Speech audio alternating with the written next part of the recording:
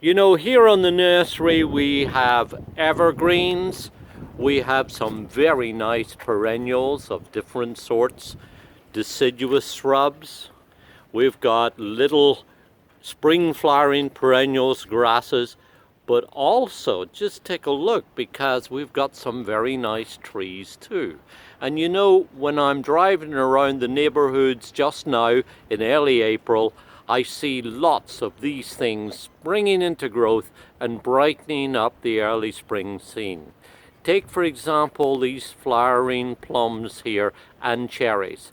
This first of all is Prunus Mt.St. Helens. It's a purple plum, and as you see now at this time of year it's covered with these bright little pink flowers that really look very pretty.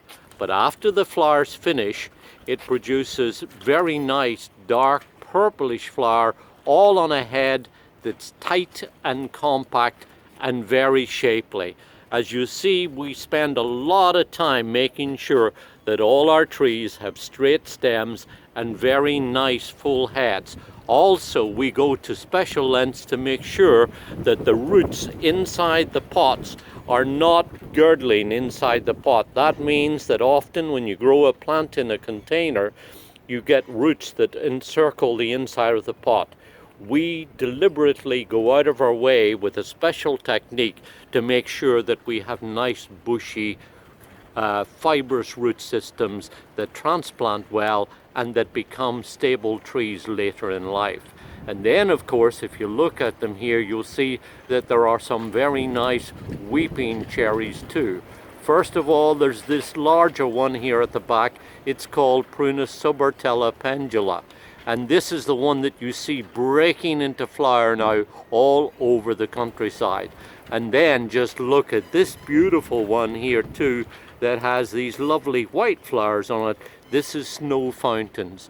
Again, straight stems, beautifully shaped head, just looks somewhat like an umbrella and gives you lots of color. And then if you've got a small site and you want something that's compact and dainty, then just look at this beautiful little one that's called Little Twist.